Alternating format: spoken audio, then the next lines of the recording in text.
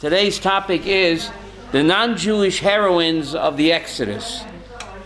We know there are Jewish heroines of the Exodus, but who are the non-Jewish heroines of the Exodus?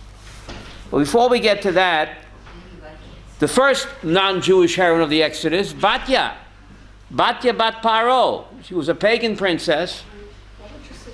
And before she converted, she went to take a bath. And why couldn't she take a bath before or after? She went to take a bath just as baby Moses went what? Floating by. Why couldn't she take a bath before or after? Why just one little basket Moses floating by? What do you see? Ashgacha Pratiyus. How do you say that in English?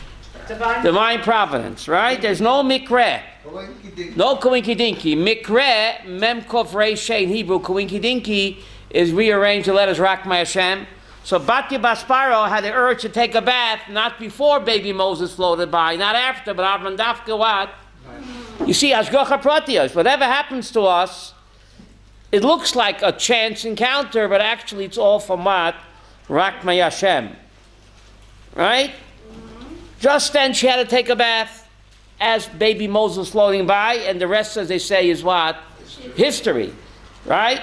She's the first non-Jewish heroine of the Exodus. Without her, there'd be no Redeemer and no lawgiver. Right? So she saved Moshe Rabbeinu's life. But we see that all the ladies of the Exodus, they were the original Wonder Women. Remember the movie Wonder Woman? Who are the original Wonder Women? The original Wonder Women were all the women of the Exodus. In fact,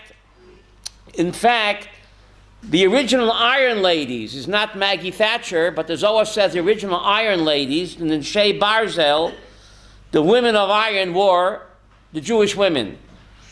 The Jewish women, they were the original Iron Ladies before Margaret Thatcher. And the Zohar says that Yaakov's Avinu's wives, the acronym of Yaakov's wives, how do you say acronym in English? NYPD, FBI, CIA. Yaakov Avinu's wives were the original Neshei Barzel, the original Iron women. Barzel, Yaakov's wives. The Bet stands for Bilhah. The Reish stands for Rachel. The Zion stands for Zilpah, and the Lamed, Leah. So the original four matriarchs of Yaakov's wives, they were the original Barzel, the Iron women, and their great-granddaughters followed in their footsteps, as we'll see, that they are the ones that what? They took the bull by the horn, and they wouldn't give up. Even when the men wanted to give up, the women would not give up. The women would not give up. They continued to have children even when the men said that it's what? That it's hopeless. Situation is hopeless. So before we get to the other non-Jewish heroines, let's get to a Jewish heroine. If you look at side number 2 on your paper, side number 2, the text says, Vayelech ish mi bet Levi. The text says a man went from the house of Levi and he married Bat Levi. Perik Bet Pasuk Aleph in the text. So if you look at the Torah Tamima, Vayelech ish, a man went. This is from the Gemara in Sota, page 12. I already have it. Vayelech ish in Torah Tamima. Lahechen halach. Where did he go? Who was this mysterious man that went? The man of Levi went and he married what? A daughter of Levi, and he gave birth to what? Baby Moses. Where did he go? Vayelech ish, says the Gemara in Sota, Lahechen halach. It's underlined in yellow. You already have it? Amar Yehuda bar Zivna, Shahalach batzat bito. He went, he followed his little daughter's advice. Little Miriam at the time was 5 years old. Tani, we learned, Amram Godla Dorhoya. I'm reading the text in the Torah Tamima. Amram was the chief rabbi of the generation in Cairo. Kivin shegazra paroi kol habeli yilad hayarot tashluchu. Once Pharaoh decreed that all Jewish babies will wind up where? In the bottom of the river. Amr said, Lashava anu amilin. Why should we have babies? They'll wind up where? In the bottom of the river. Amad v'girash at ishto. He got up and he what? Divorced his wife. Why have children? They'll be killed. V'amdu kulam v'girshat nasheim. So all of them, the chief rabbi divorces his wife. It's useless to have children. So all the Hasidim, they all what? Ira, they followed. They divorced their wives. So here you have the solution to the Jewish problem, right? No more Jewish babies, no more Jews. This is the chief rabbi of Israel, thinking that it's not kedai to go on with the Jewish people. The situation was so hopeless. Why have babies in Auschwitz or the Warsaw Ghetto? So he divorced his wife. They all did the same. That's it. No more Jews. Amr loy bitoi, his little daughter, little Miriam, said, Abba. What does Abba mean? Daddy. Your decree is what? Worse than Paroi. What? Little Miriam's talking to the chief rabbi. He's not just her father, Avram. He's the chief rabbi of Israel. Abba, your decree is worse than Paroi. Sheparoi like Gazer el Ascharim. Pharaoh decreed that only what? The males have to be killed. By you, by divorcing Mami, va'ata gazarta al Ascharim va'al nekevot. You also decreed, not just on the males, but by divorcing Mami, you're also preventing what? The females from being born too. Paroi like Gazer el Mazeh. Pharaoh only decreed in this world. But you, by preventing the birth of children, you are geyser that the soul cannot come to Olam Haba either. It's pretty incredible. Pharaoh's decree is only in this world. But by you, by preventing children from being born, you're preventing the soul to come to Olam Haba. You hear this? Mm-hmm. Why is that? You see footnote Gimel in the text? We have footnote Gimel? Perish Rashi in the text. Shekivin she'ein noldim, if a baby is not born, einam boyim lo'olam haba. In order for a child to reach its level olam haba, the child has to be what? Born. Even though it won't live for long, the very fact that a baby comes into this world guarantees that it can return to its place in olam haba. But by you, by divorcing Mami, you're preventing children from being born. So you're not allowing the neshama to get to her place in Olam Haba. You hear that? This is little Miriam talking to the chief rabbi of Israel. You hear? So what should he have said, Avram? I'm the chief rabbi, little girl. Go back to romper room. Remember romper room? Go back to your milk and cookies, right? But he didn't say that. He listened to her. He listened to her. Well, and he remarried Yocheved, and who was born? Moshe Rabbeinu. So what's the message over here, Aviezer? What's the message? Listen to your little girl. He could have dismissed her. Who are you to tell me? Right? But women have a bina yetera. Women have a bina yetera. Even this little girl understood better than the chief rabbi of Israel. It's an incredible idea over here that women have this women intuition. They're more in touch with God than what? Than even great rabbis. So the wonder is that he listened to his little girl. He could have said, who are you to tell me? Right? Go back to your cartoons. But he didn't say that. That's the powerful message over here, that he took his little girl's rebuke, remarried Yocheved, and Moshe Rabbeinu was born. So here she's rebuking your father. And she gets praised for it. 80 years later, when she rebukes her brother, she gets condemned. What's going on? Here she says, Abba, you're worse than Paroi by divorcing Mami. Right? She gets praised. 80 years later, she speaks to Aaron. What's Moshe doing? He's divorcing his wife. He's breaking up a happy family. Same type of rebuke. So how come 80 years later, instead of being praised, she's condemned? Yeah. What's the difference? What's the difference? The answer is over here, she said it to her father directly. You got a bone to pick with somebody, you call him into the living room, I got to speak to you, Abba or whatever, between four eyes. 80 years later, the problem was that she spoke behind his back. For some reason, she didn't confront Moshe. She spoke behind his back. That's classic Lashon Hara. That's the only difference. Here she's praised for speaking her mind directly to the person. even though your own father, nobody's around. 80 years later, she spoke her mind, not to the person, but she went behind his back to another sibling. That's classic Lashon Hara. So that is what? That is the only difference between what she did now and 80 years later and why she's punished. If you have something to say to somebody, you say it to him directly and no one else should listen. You don't go behind his back, not even to a fellow sibling. And that's what makes it Lashon Hara. So the first time that God appeared to Moshe was in a burning thorn bush. In a burning thorn bush, Rashi says, why not in a cherry tree or an apple tree? So Rashi says, a thorn bush cuts and pricks. God was telling Moshe Rabbeinu, Imo anochi b'tzara. The pasuk can tell him, when the Jewish people suffer, God suffers along with his people, and to symbolize that, therefore he appeared in a thorn bush, not in a cherry tree. And Hashem tells him by the thorn bush, Ki amokamata omed sham kodesh. The place where you are standing is Admas Kodesh. What's so holy about a desert with a thorn bush? Why is it Admas Kodesh? But God is all over. You the Chofetz Chaim's question. The place where you're standing is Admas Kodesh, but God is all over. What makes the burning bush holy ground?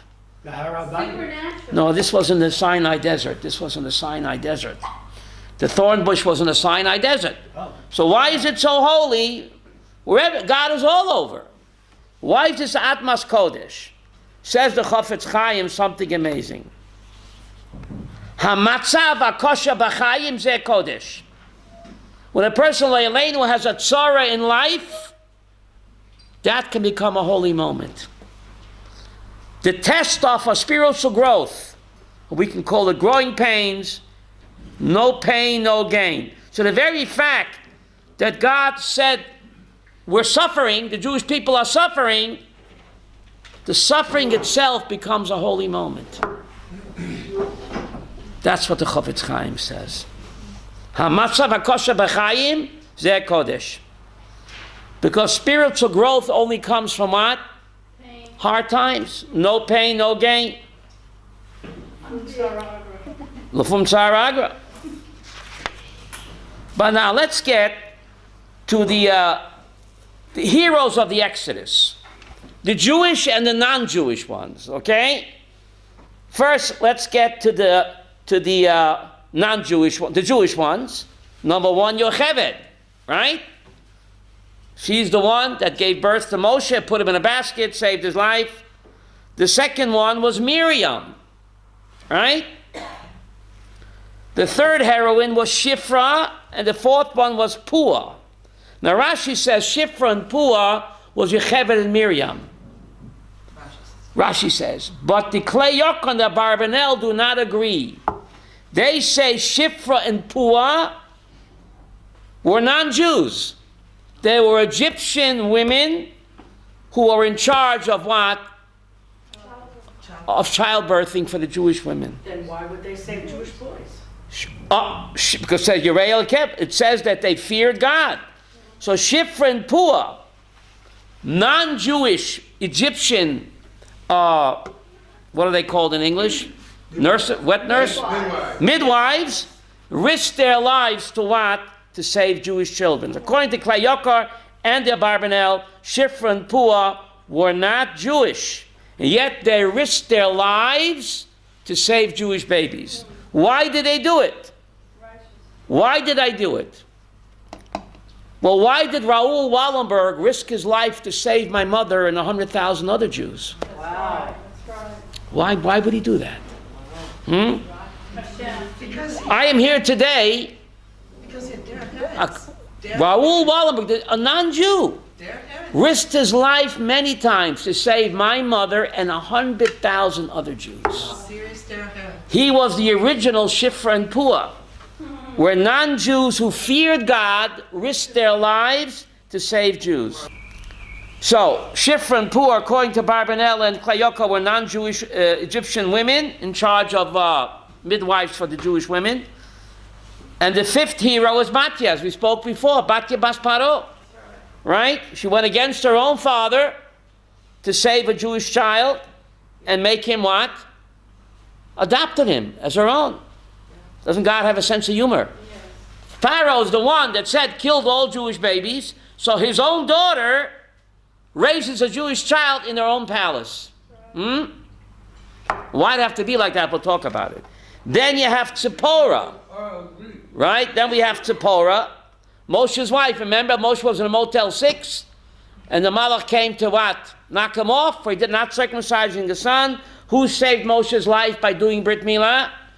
Tzipporah. Tzipporah. Right? Tzipporah was a Midianite. Was she Jewish? She was a Midianite, right? Right? She was a Midianite woman. Now why was she called Tzipporah? Now remember, Moshe had marbles in his mouth. He couldn't speak clearly. God sends us a shidduch to what? To complement us and fulfill us. So Moshe couldn't speak clearly, so God sent him a Tzipporah. A bird is always what, Aviezer? Chirp, chirp, chirp, chirp, chirp, chirp, chirp. She spoke for him, right? So you can't always get what you want, you get what you need.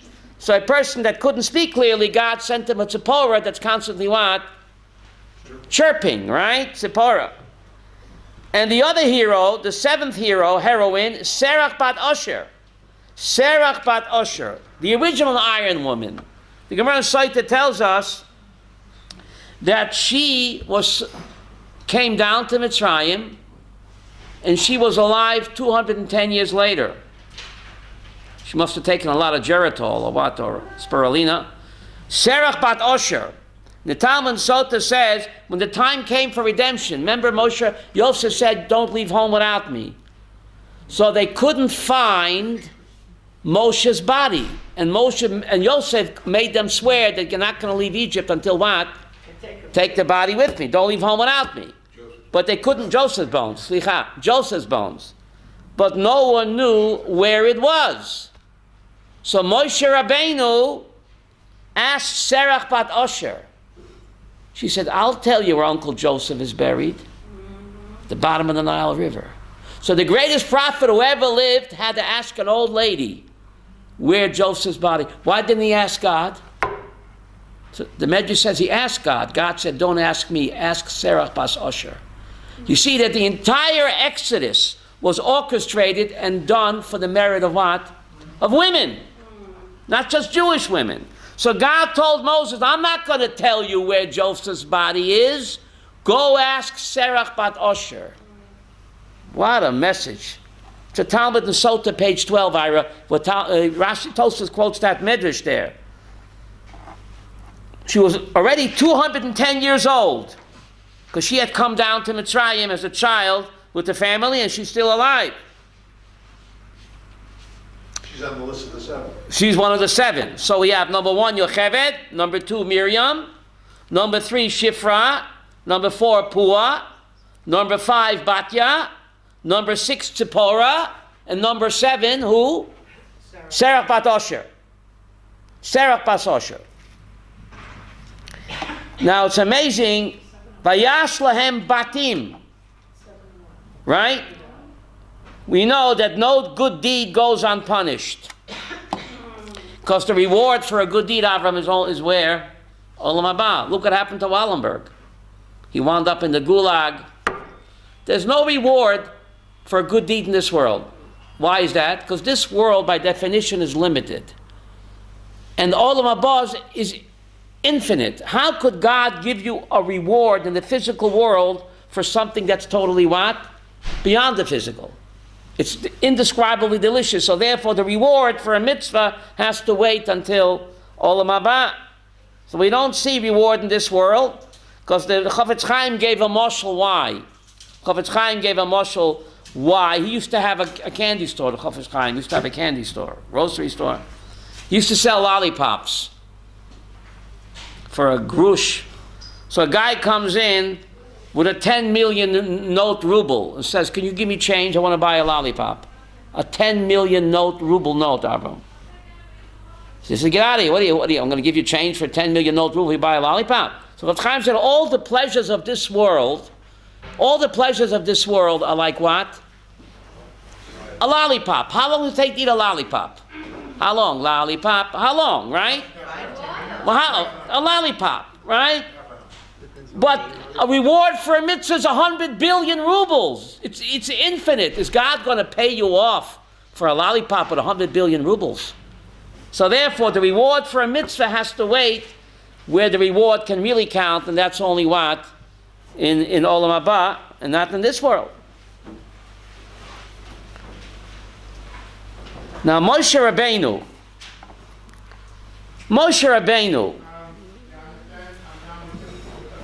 if you think about it, he had a checkered past. Checkered past.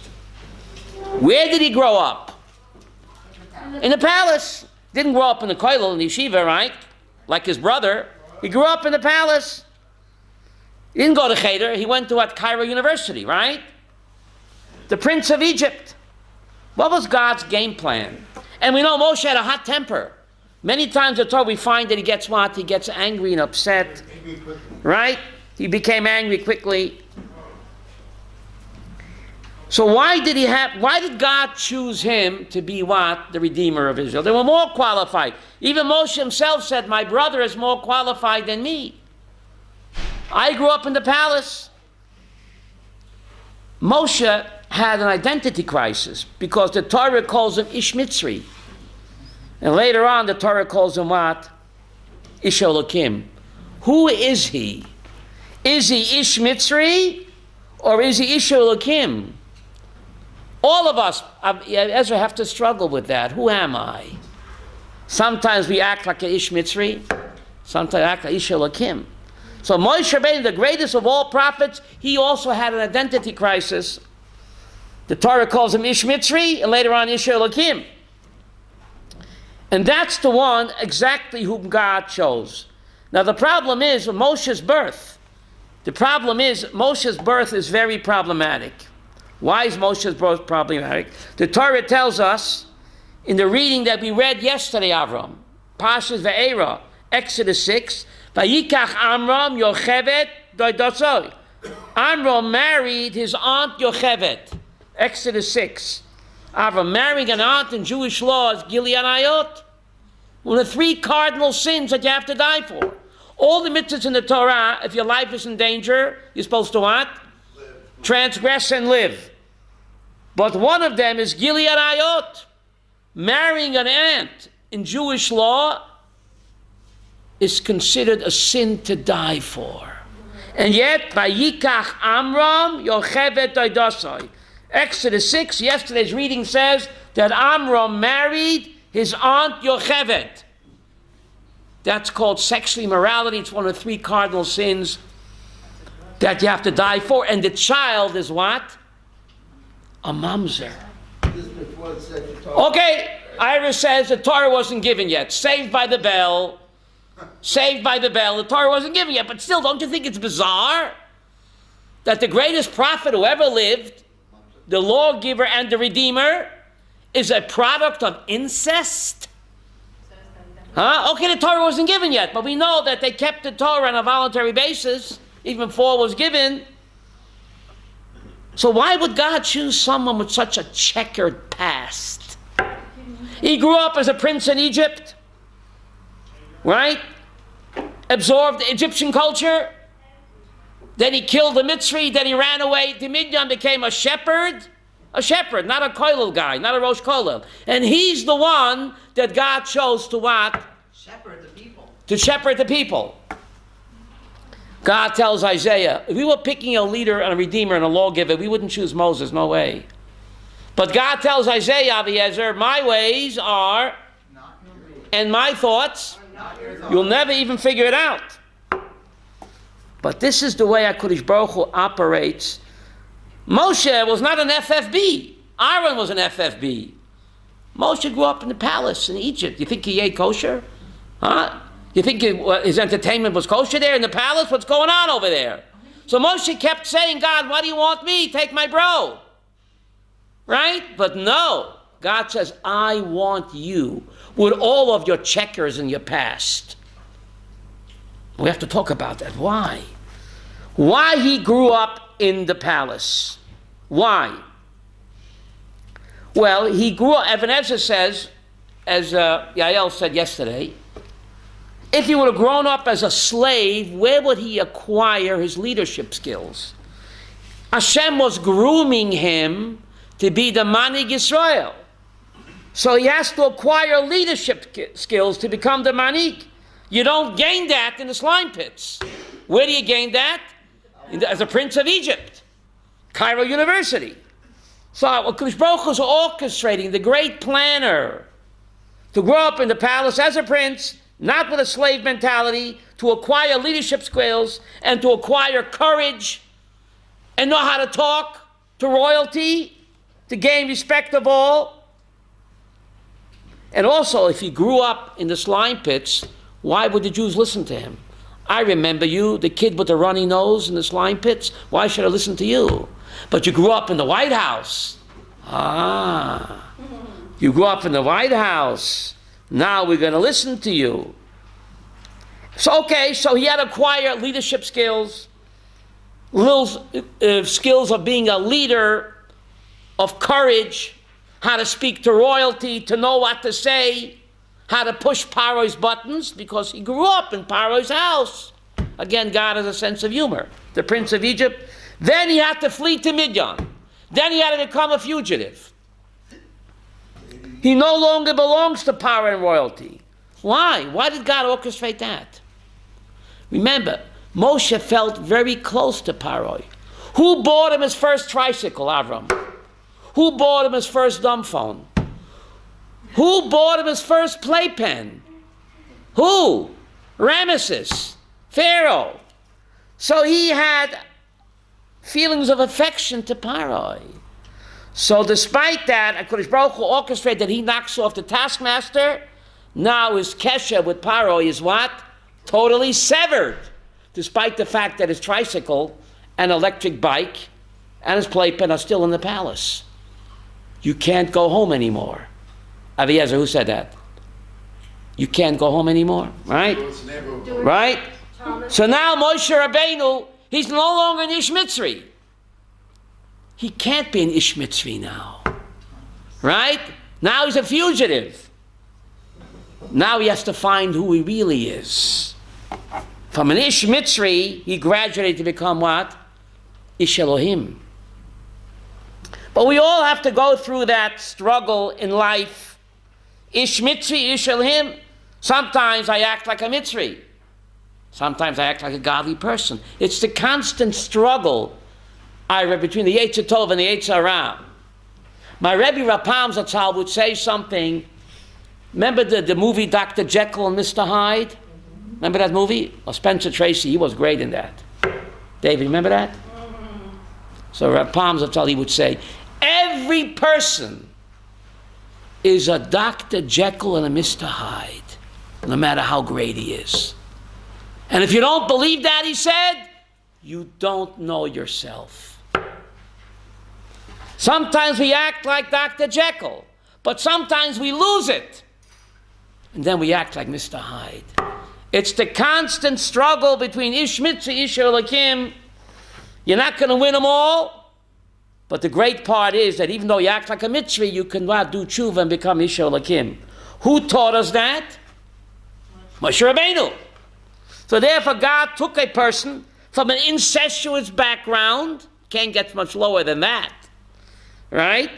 After Torah was given, it's Gilead Ayot, and the child is a mamzer, lo yaleinu.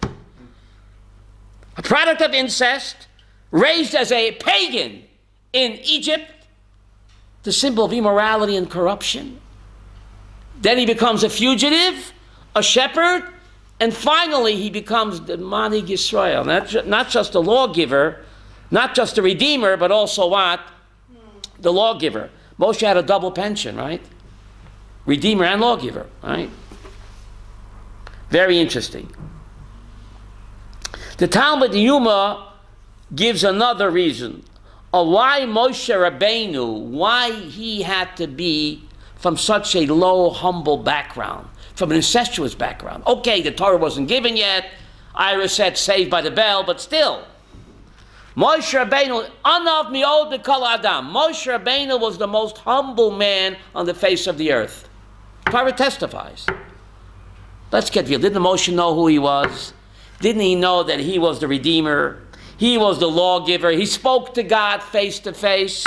He split the Red Sea. He brought down Dan Quayle, and he brought down the quails and the magic water. Didn't he know who he was? How could he be so humble?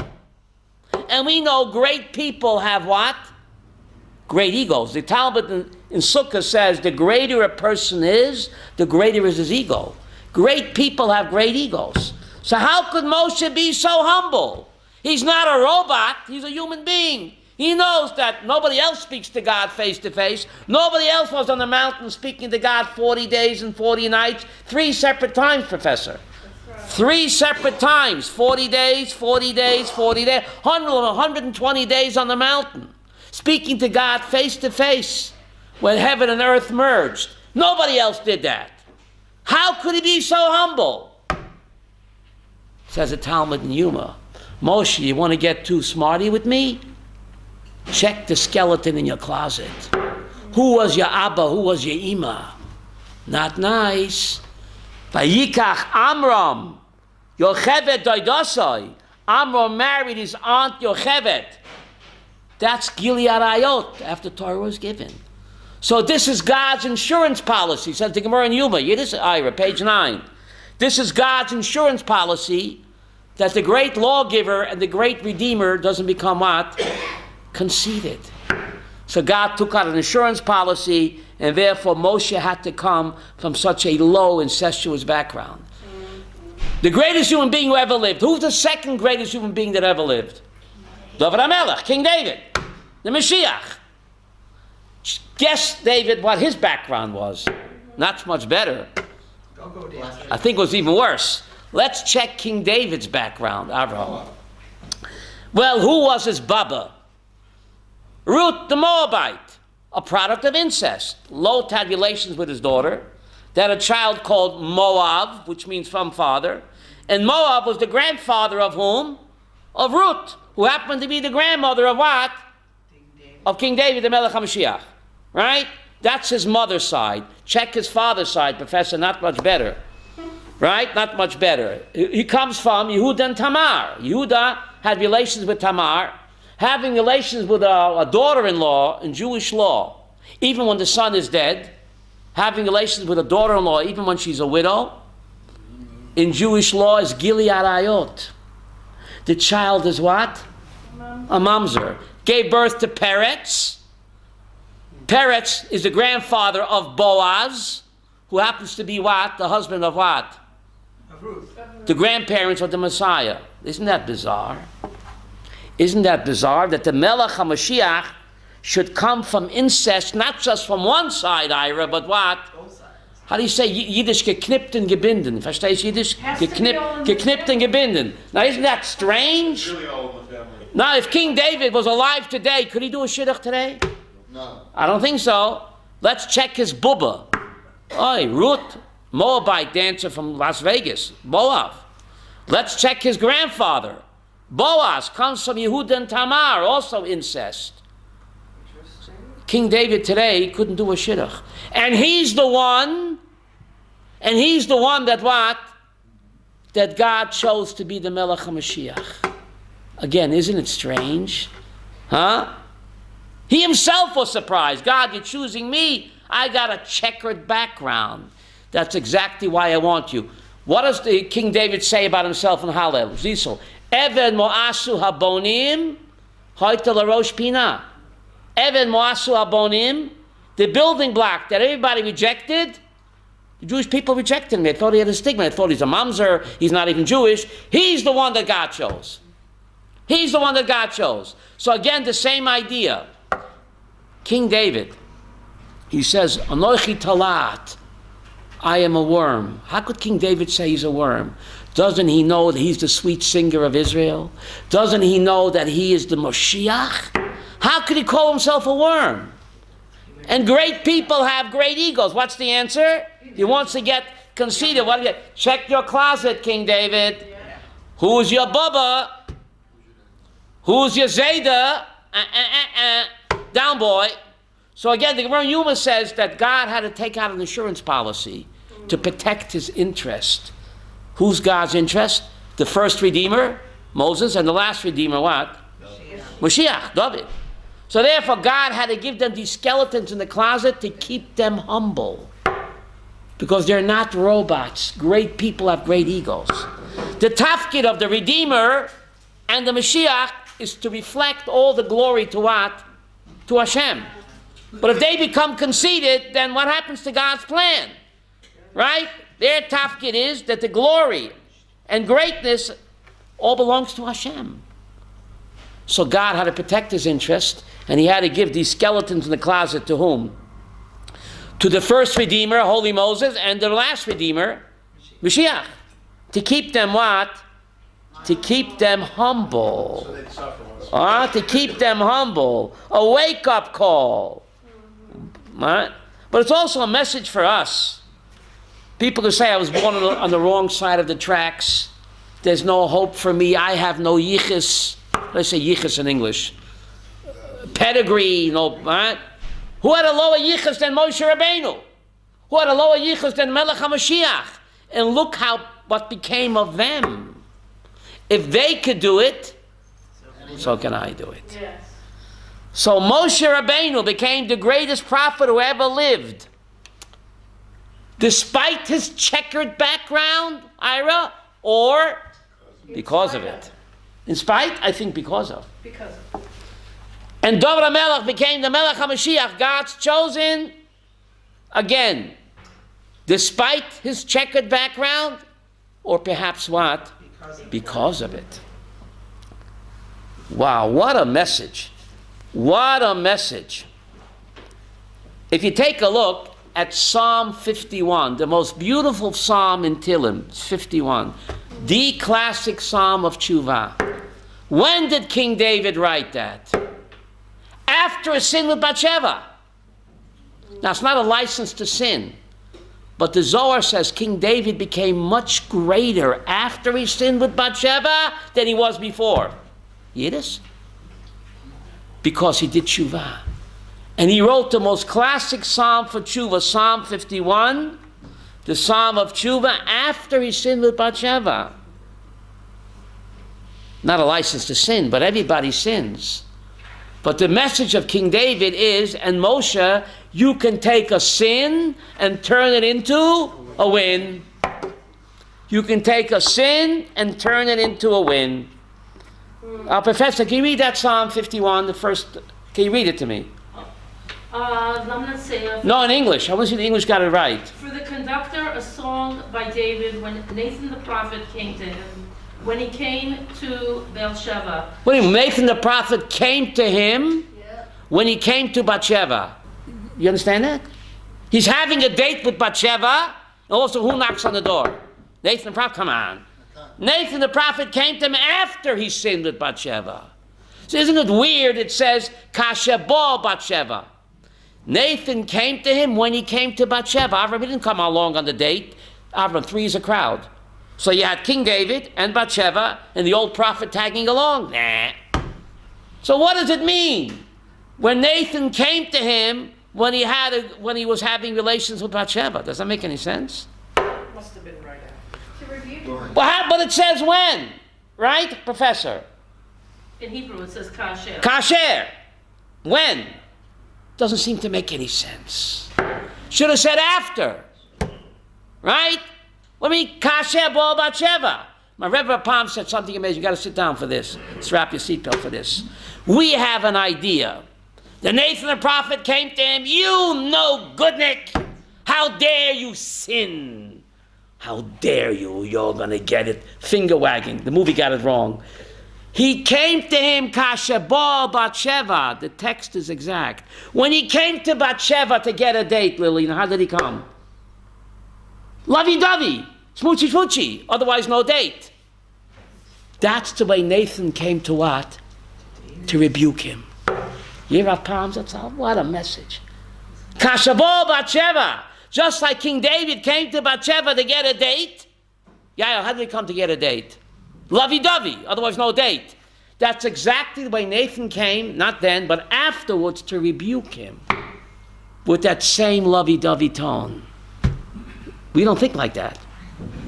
So Rapam said the message is, if you can't rebuke somebody in a lovey-dovey way, don't say anything. That's the message. Kashabal Bathsheba. When David came to Bathsheba, how did he come? Huh? Lovey-dovey. That's how you have to. That's how Nathan came to rebuke him. And if you can't rebuke in a lovey-dovey way, don't say anything. It's counterproductive. Isn't that incredible? What a message. Kashavah Bathsheba. So that beautiful psalm and all the others were written after the sin. Not a license to sin, Avram, don't get me wrong. Right? But Sheval Yipal Tzadik V'kam. King David took that sin and he turned it into a win. And if he can do it, we can do it. Therefore, he's the role model for tshuva. Therefore, he's the Melech HaMashiach. Mashiach has to identify with human failing, because if he can't, how could he save mankind? Mashiach will come not just to save the Jewish people, he'll come to save all mankind. And Moshe Rabbeinu, the first Redeemer, the Jews were in Memtesh Shari Tumah, 49 levels of Tumah. So Moshe had to know what it feels like. He had to identify with failure. Otherwise, how could we redeem a person, people that are on 49 levels of impurity? So therefore, God chose Dafke him and not his brother Aaron, who was an FFB. Right? That's pretty amazing. But we see that the Exodus would not have happened if it wasn't for these 7 heroines. Again, I'll read them off, Arbam. Number 1, Yocheved, the mother of what? Moses. Looks like the father's out to lunch, right? Who builds him the basket? Who puts him in the river? Who babysits for him? Who? It's Yocheved and Miriam, right? Where's the father? Avram, out to lunch? He's learning. He's learning, right? He's working. So the first hero, Yocheved. The second one, little Miriam. She's babysitting him. If it wasn't for her, there would be no Moses altogether. Then she babysits him. The third hero is Shifra. The fourth hero is Pua. The fifth hero is Batya. The sixth hero is Tzipporah. And the seventh hero is Serach bat Osher. These are the real iron ladies of what? Of the Exodus. It's not just them. If you take a look at side number 1 on your sheets, you turn to side number 1. B'maroi satzovot, there's a Rashi there, it's underlined in yellow. When it came for the Mishkan, Abraham, the women donated their mirrors. In those days, they were copper mirrors. They had no glass. B'mara tatzavot. You see that Rashi on the right side, Yehuda? Side number 1, B'mara tatzavot. Rashi chet. B'nois Yisrael hoye b'yodan marot. Sherois ben kishemis kashtos. The Jewish women, in those days they had copper mirrors. They used the mirrors to beautify themselves. V'af osa lehikvu melhavim devos hamishkan. And when the time came, I'm reading side number 1 in Rashi Ches. In the Mishkan, there was a time Moshe called out, we need copper. We need copper to build the Mishkan. Moshe didn't want to receive these mirrors. Why didn't he want to receive them? Because they were made for, you ladies use these mirrors to make yourself sexy, to entice men. He said, fair. How do you say fair in English? Fair. God said, Moses, let me straighten you out. Kabel. What does kabel mean? Receive them. Ki elu chavivin alai min hakol. These mirrors that you want to reject are more precious to me, said God, than any gold watch a chief rabbi would bring to the Mishkan. Shal yedayim hemidu noshim tzvois rabbis b'tzayim. These mirrors were responsible for an army of Jewish babies to be born in Egypt. Hear this? By this parach, the men were broken, physically and mentally broken. They didn't want to have any children, and the Egyptian taskmaster wouldn't let them come home at night. Wow. There goes the Jewish problem, right? So the women would sneak out to the slime pits, and they would bring along picnic baskets, Chava, with makeup kits and these mirrors. You hear this? and they would make themselves pretty, and they would entice their husbands to have relations out there in the field. And this is what Shir HaShirim says, Tachas HaTepuach Orarticha, Song of Songs. Underneath the apple tree I aroused you. Who's saying that to whom? Shir HaShirim. This is the Jewish wives saying to their husbands, Tachas HaTepuach Orarticha, underneath the apple tree I aroused you. So these women wouldn't allow their husbands to quit. They dolled themselves up using these mirrors as makeup to make themselves pretty and sexy and have relations with their husbands out there in the field. And they were responsible for the Jewish children to be born. If it wasn't for them, there'd be Avram, no Exodus. If no Jewish children, who do you have an Exodus for? So you see these women, the heroines, the iron ladies of the Exodus, women have this Bina Yetera. They understand where the men can't see. The men can only see despair. The women look beyond the despair. They see beyond. Remember that song, Don't Sit Under the Apple Tree of Anybody But Me? I think the Angel Sisters. Yes. No? Yeah. No? Yes. The Angel Sisters. You want to sing it? Weiß nicht. Basically, this is Shir HaShirim 8. The Jewish wife says to her husband, underneath the apple tree I aroused you. And God said, these mirrors are more precious to me in the Mishkan than any gold watch a chief rabbi would bring. Because these mirrors were responsible for the birth of Jewish children. The men couldn't see it. All they saw was what? Despair. Therefore, tonight, Avram, is Rosh Chodesh, right? It's the holiday for women. Take your wife out to lunch. Dinner. The dinner. Why is Rosh Chodesh the holiday of women? Why? The Talmud says the holiday of women. Why is it a holiday of women, Avram? Rosh Chodesh, women have a yontif. Why? Why is it the yontif for you ladies? Rosh Chodesh, can you see the moon? No, it's all black. In Mitzrayim, all we saw was black. No future. No hope. But a woman has a Bina Yetera, she can look beyond the black. Yeah, the moon is black now. The Jewish people are compared to the moon. Blue moon. Now it's black. But the moon always, Rachmiel, rejuvenates. Rejuvenates. We are the great comeback kid. We are the destiny of the moon, says the Zohar. So women's yontif is chodesh, dafke when the moon is black and we can't see any light. The ladies say, where there's blackness, the darkest hour is what? Right before dawn. The darkest hour is right before dawn. So therefore, Chodesh is the yontif of women. Because women can look beyond the blackness, beyond the despair. Now it's black. But 3 years after the Holocaust, we come and build this beautiful state of Israel. Huh? Is that normal? After a third of our people were massacred. Broken, destroyed. We come and build the jewel of the Middle East. The leader in high-tech, medicine, military science, you name it. That's the koyach of Rosh Chodesh, the power of Chidush. That even though it looked black in Auschwitz, but the Jew always will rejuvenate. You don't believe me? Look at the moon. Men couldn't see it, they saw blackness. The ladies saw it's black now. The moon will shine again. Am Yisrael will shine again. And the Bina Yetera, they understood that, and therefore tonight is the yontif of what? Of women. Chodesh Tov and Varach.